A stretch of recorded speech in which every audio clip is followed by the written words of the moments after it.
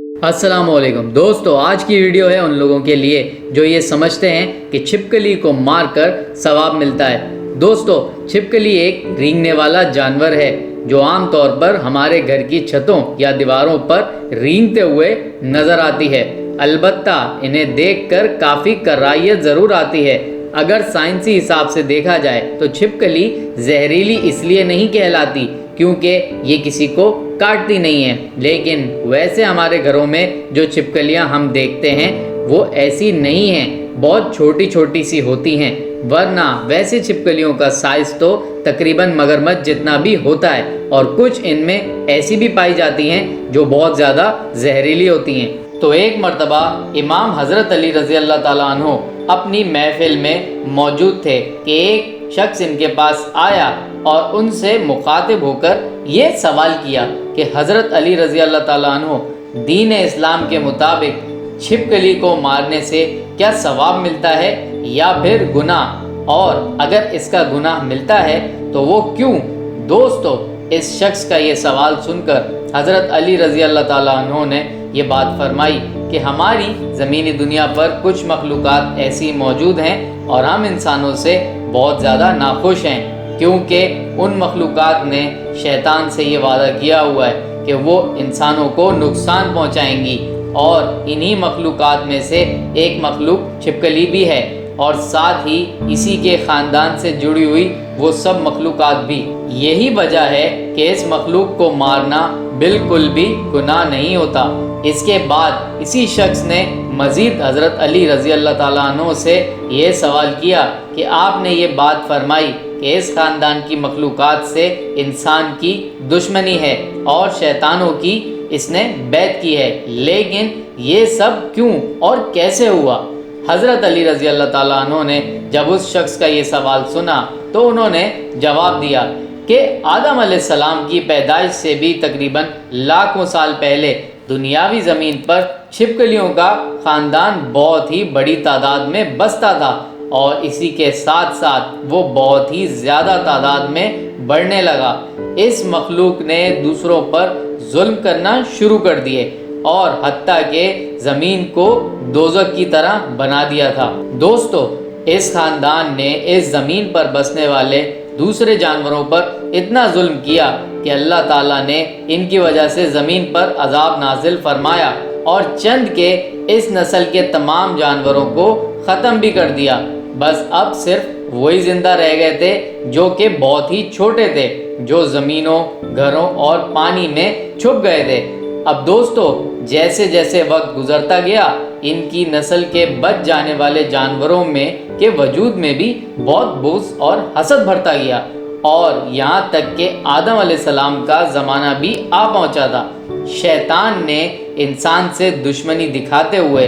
इस खलकत के वजूद में ये बात भी डाल दी थी कि देखो, तुम्हारी जितनी भी नस्ल हुआ करती थी उसे सिर्फ इस इंसानों की वजह से ख़त्म कर दिया गया है। यही वजह है कि इस छिपकली की नस्ल की सारी की जितनी भी मखलूक़ात हैं वो हम इंसानों से बेहद नफ़रत करती हैं। साथ ही साथ इस मखलूक के सारे ख़ानदान की हमेशा यही कोशिश रहती है कि इंसानों को ज़्यादा से ज़्यादा नुकसान पहुंचाया जाए। दोस्तों, हज़रत अली रज़ी अल्लाह ताला अन्हो ने छिपकली के बुग़्ज़ और हसद के बारे में एक बहुत ही आला मिसाल देते हुए ये फरमाया कि जिस वक्त नमरूद ने खुदाई का दावा किया था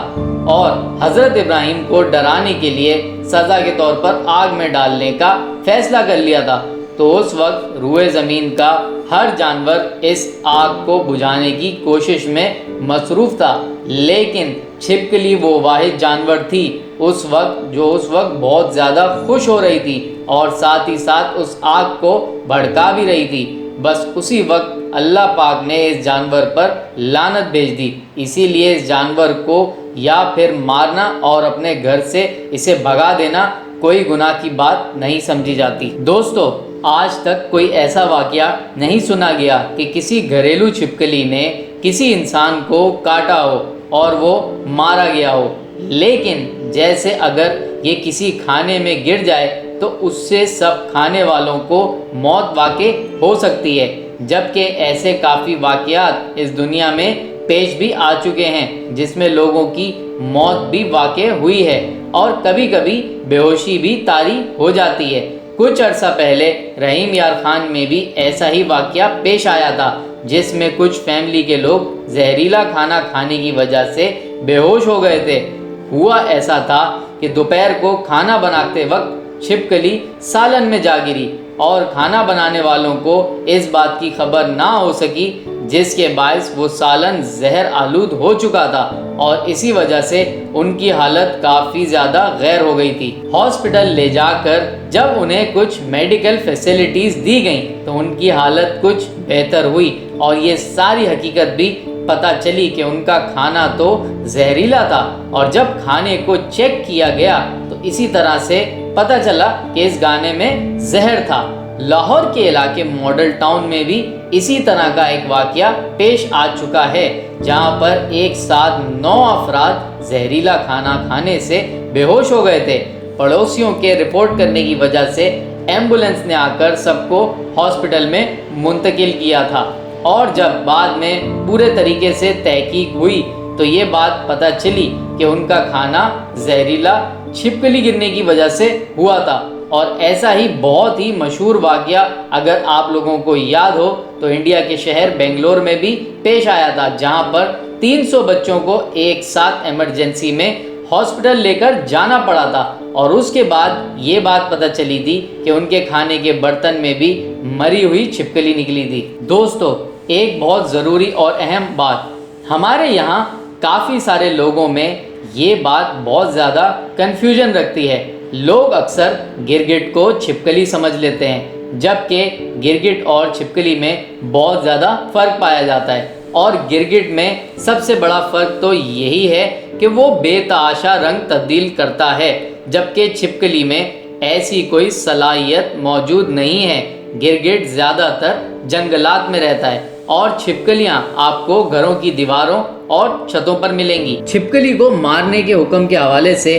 چھپکلی کو مارنے کا حکم کئی احادیث میں آ چکا ہے۔ اس بنا پر چھپکلی کو مارنا ثواب کا باعث ہے۔ حدیث میں یہ بھی آتا ہے کہ چھپکلی کو پہلی بار میں اگر مار دیا جائے تو زیادہ ثواب ملتا ہے۔ اس کے علاوہ آپ لوگوں نے اکثر و بیشتر گھروں میں بھی یہ بات نوٹ کی ہوگی کہ ہم لوگ، ہمارے بڑے بزرگ اکثر یہ باتیں بتاتے ہیں اور ہمارے سامنے پریکٹیکلی بھی کرتے ہیں کہ جب بھی آپ کے سامنے یا آپ کے گھر میں کوئی چھپکلی آ جاتی ہے تو اسے مارنے کے بجائے 3 دفعہ اسے جانے کا منہ سے کہا بھی جاتا ہے، اور اس کے بعد بھی اس کو مارا جاتا ہے یا پھر اس پہ حملہ کیا جاتا ہے۔ تو یہ سب چیزیں بھی امید ہے کہ آپ لوگوں کو آج کی ویڈیو میں دیکھنے کے بعد کافی سارے آپ کے کانسیپٹس کلیئر ہو گئے ہوں گے، جیسے کہ قرآن و حدیث سے یہ بات ثابت ہے کہ چھپکلی اور گرگٹ کو مار دینے کا حکم حدیث میں موجود ہے، اور اس لیے بھی